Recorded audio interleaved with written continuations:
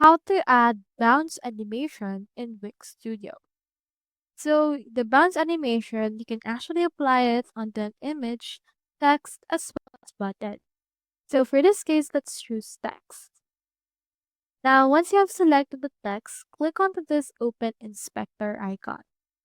Now, there's a lot of animations and effects available on Wix, but the bounce effects is usually found into the entrance, over, as well as loop. So you can just choose on those three wherein you want to add those.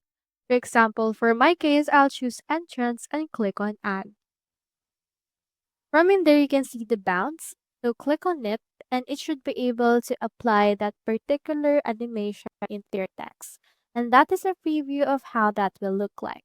You can adjust your animation if you would want as well. And once you're done, just click onto this publish. So that's how you add a bounce animation on Wix Studio. Hope we helped.